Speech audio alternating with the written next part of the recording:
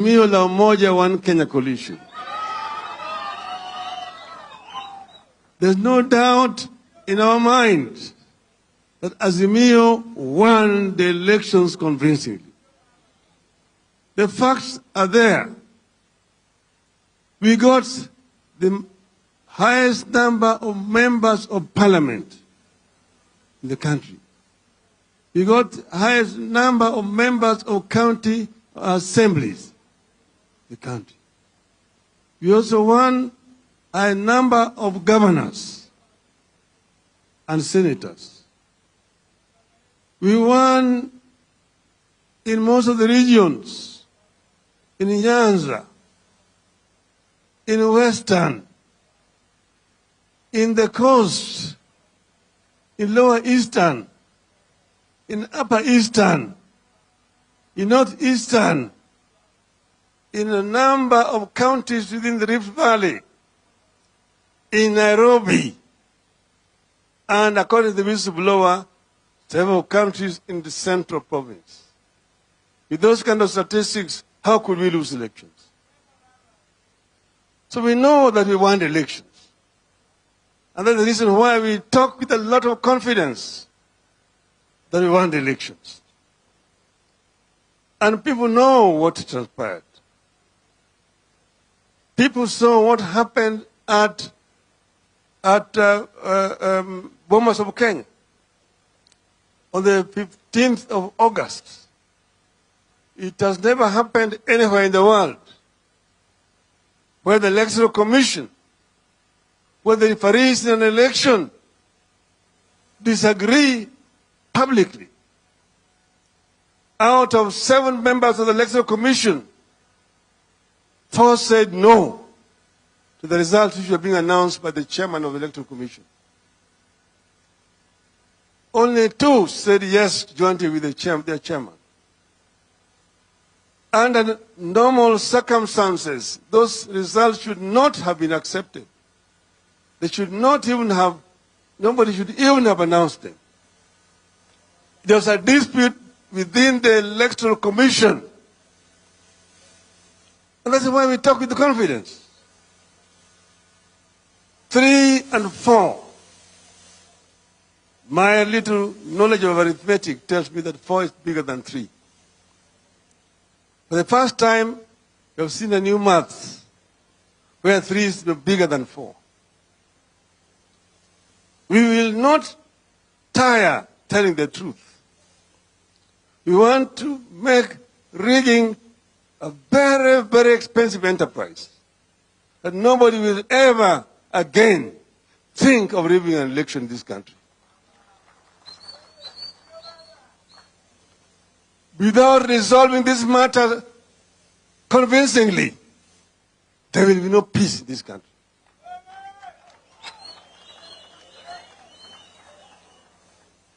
Kenyans will not go back to elections in 2027 and the election will be rigged again. It will never happen again. And we are going to tell them why it will not happen. It will not happen because Kenyans will not accept it.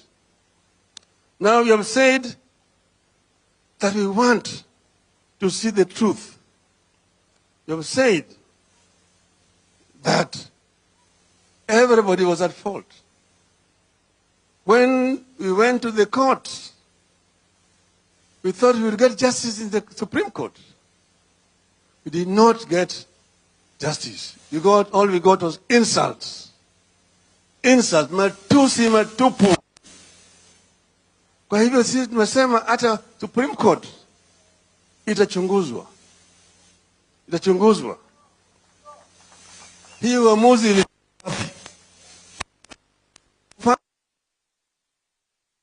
Soma, and I will quote the ruling, that she is convinced beyond reasonable doubt that the IBC deployed virtual private cloud, VPC. Virtual private cloud. I don't know whether she was aware of what you're saying. At no time during the petition did any party submit that IBC deployed a virtual private cloud. It was never an issue. We never submitted on it. Neither did the defense bring it up. How did it come in the ruling? It shows that the ruling was written somewhere by somebody else. So all of this thing was rotten and requires a proper interrogation. We have said, therefore, that we agreed, we are not unreasonable people, that we will talk, we will negotiate. But the negotiations must be structured and must be constructive. All that our team has seen was nothing but stonewalling and time buying. That's why we agreed with the chairman of our bipartisan team, Utende Amolo, say, stop it, stop the rubbish. And we will not go back until they have come down to say A, B, C, D.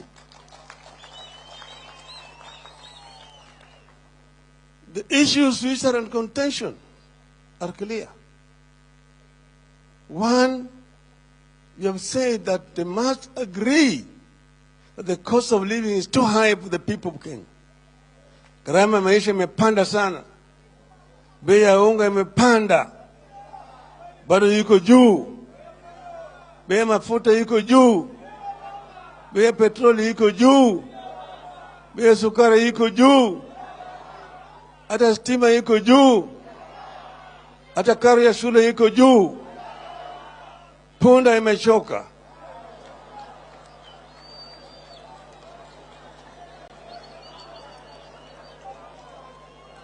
As if to add insult to injury, wamekuja na kitu inaitwa finance bill. Finance bill, which is an insult to the people of Kenya. People already are struggling to make ends meet. Now you're adding with a lot of impunity. Alafu nasema ati wapende wasipende. Hiyo lugha tulijua sana wakati ya bwana Salat na bwana Sharif Nasir na bwana Kariki Shotara. Wapende wasipende. Hiyo lugha tulizika. Hiyo lugha tulizika. Si punda yako. Mbona tuweke mzigo. There will be no taxation without representation. Hiyo ndio ilileta mapinduzi Amerika. Kama hujui. Kwa hivyo huwezi kuongea na madaha na maringo. Atiwe huko na wabunge ambao umenunua. You have a false majority of members of parliament. I want to tell you that those people do not represent the people of Kenya. Those people are going to vote for you mainly because you have bribed them. But the people of Kenya don't support it. And we are urging the people of Kenya to withdraw the delegated sovereignty to parliament over this issue. That what parliament passes does not bind the people of Kenya. And the people of Kenya will be entitled to come out and protest and resist repression by this regime. You have said it's not acceptable.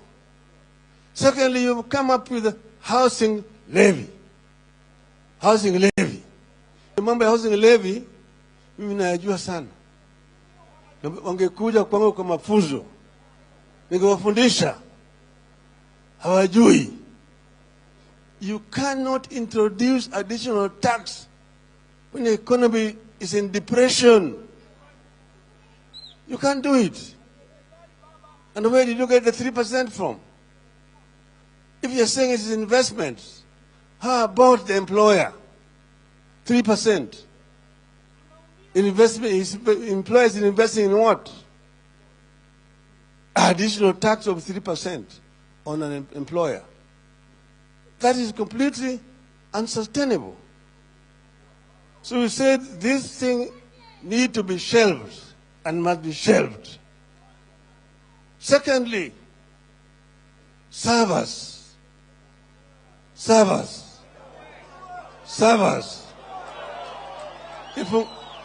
Ifunguliwe. Sifunguliwe.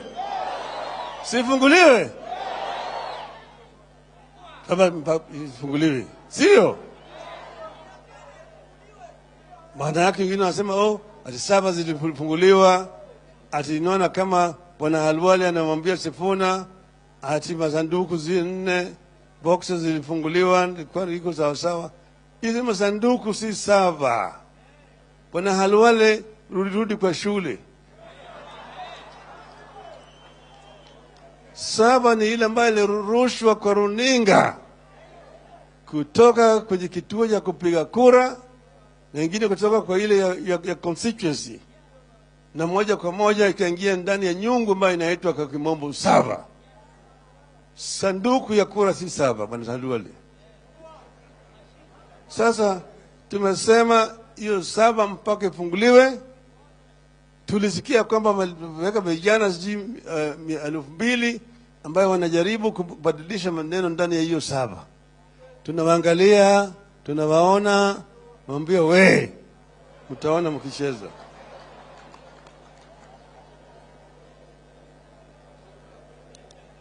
Tatu, mambo kuingilia vyama vya Azimio. Kenya Kwanza ilikuwa na vyama vyake ambayo waliingia huko kwa hiari. Kuna zingine ambazo ziliingia ndani ya Azimio kwa hiari na waliweka sahihi. Kulikuwa na mkataba baina ya Azimio na hizi vyama zote hizi. Baada ya uchaguzi umeingia kununua hizi vyama. Kwanza ilikuwa ni UDM ambayo ilikuwa ni chama chetu cha Azimio. Bila notisi nasikia jamaa wamevuka mpaka, wameenda mgambo hili. Huyu bibi anatoka bila kupeana talaka. Hakuna talaka. Hata Kiislamu hiyo si halali. Si mpaka peana talaka. Kwa hivyo hiyo kutoka kwake sisi hatutambui. UDM bado ni hapo kwetu.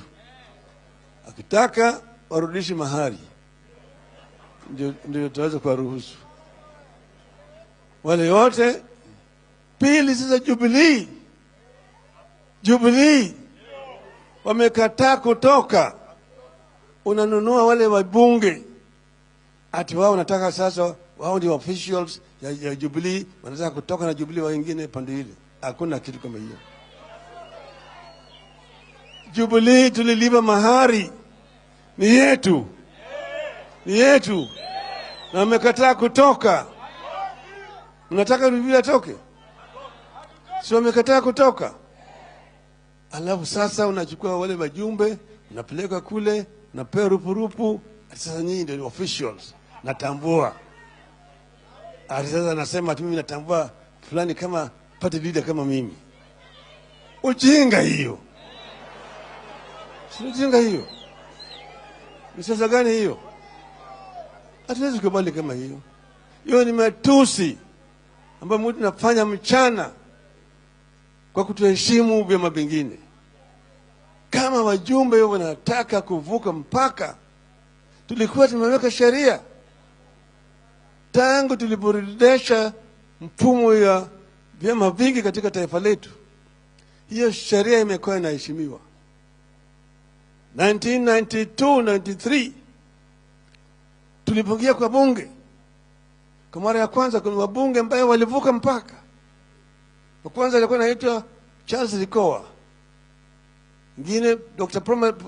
Protas Mamanyi kutoka Bonchari, walienda kwa by-election.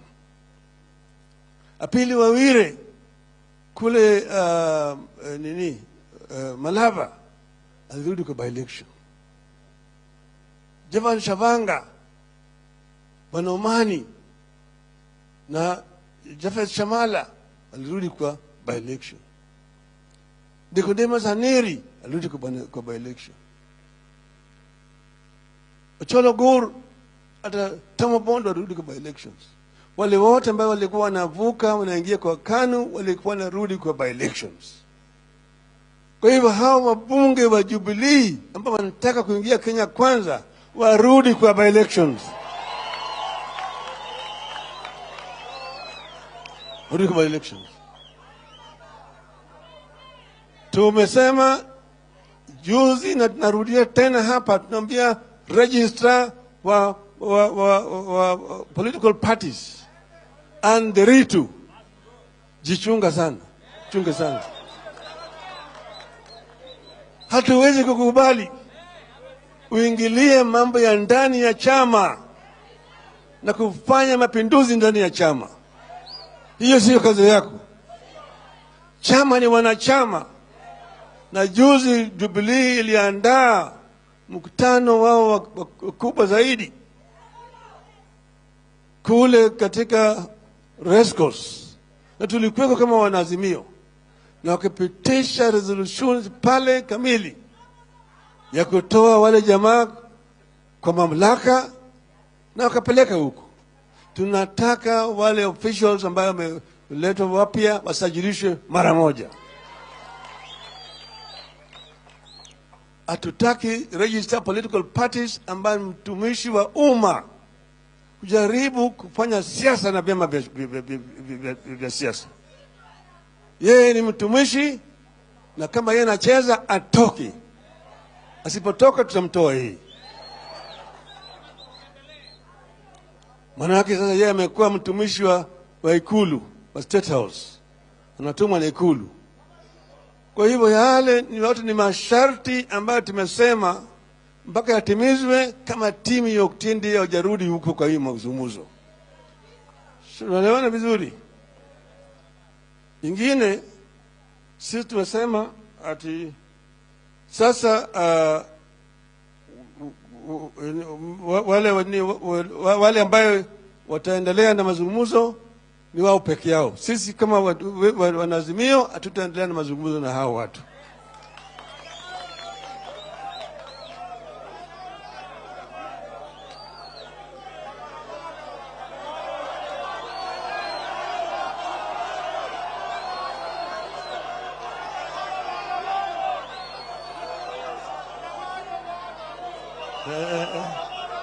Unasema nini?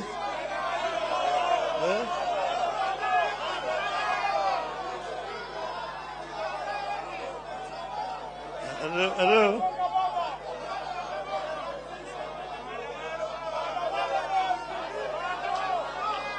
Hello? Hello? Hello? Hello? Asanteni.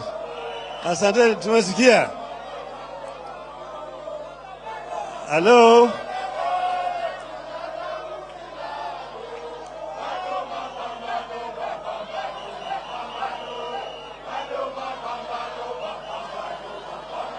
Hello?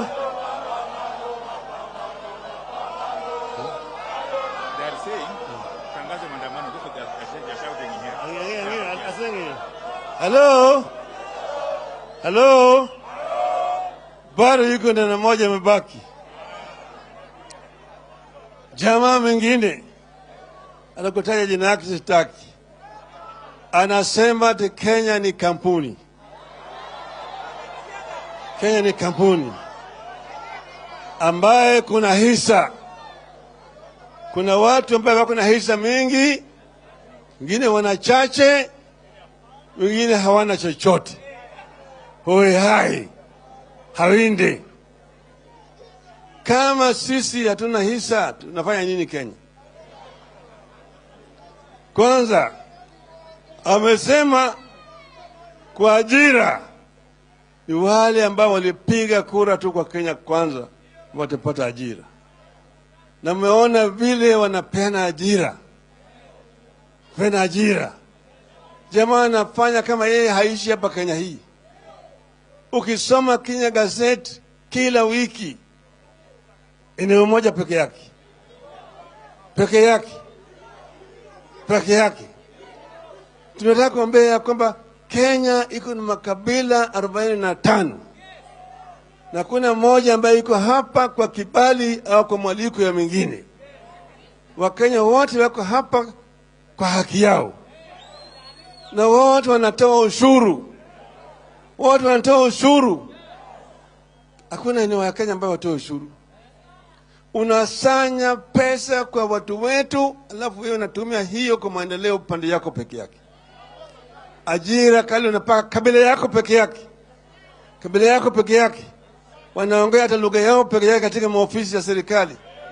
Hizi ni matusi, ni matusi. Huna haki Bwana Ruto kufanya hiyo kwa Wakenya.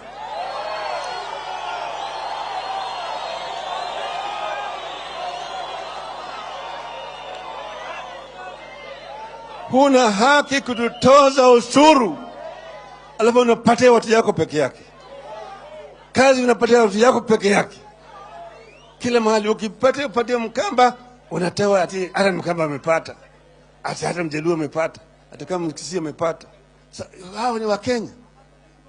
Unaajiri PS permanent secretaries 51, hakuna hata Mkisii moja huko, hata moja. Hata katika cabinet yako parastatal zote unazajaza directors, chief executives, chairman na kadhalika, kabila moja peke yake. Hiyo ni haki, hiyo ni haki, hiyo ni haki. Sisi tumekataa, tumekataa. Tumesema ya kwamba sisi ni Wakenya bila mwaliko ya mtu yote. Wakenya wako na haki.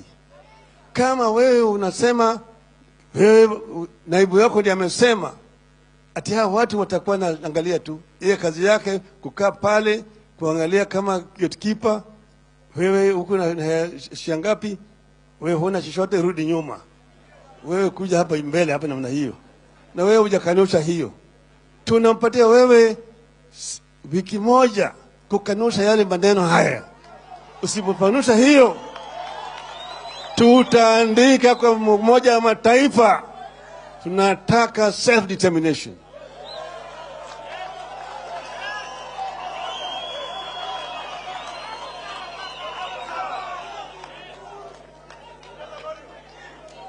We are Kenyans by right. We cannot be discriminated against every day. We got a new constitution with the Bill of Rights, which must be respected by this government. You've continued to violate the Bill of Rights in our constitution, discriminating against other Kenyans. And we are saying that this must stop forthwith. And we must begin the process of correcting all these imbalances so that we know how many ministers do you have and where do they come from? How many permanent secretaries do you have? Where do they come from? Parastatals, how many are they? And who will the leaders come from where? And so on.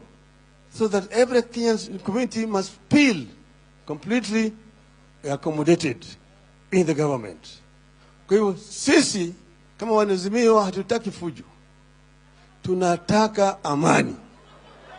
Tunataka amani. Lakini ili tuwe na amani mpaka tutayarishe kwa vita, sio? Sivyo? Sivyo? Kwa hivyo tumemwambia Bwana Ruto ya kwamba kabla tujafika kwa ile mambo yako ya budget, mambo yale yote yarekebishwe. Sivyo? Isipofanyike namna hiyo, unajua.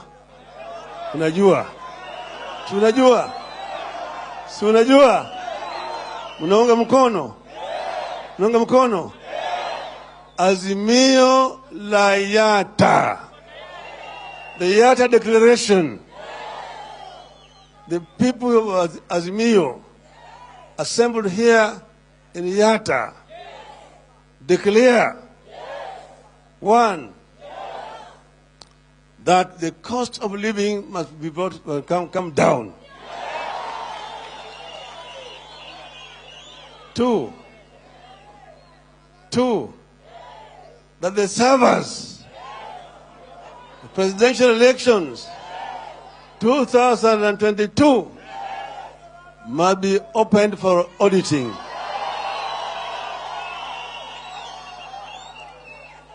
Sawa? Sawa?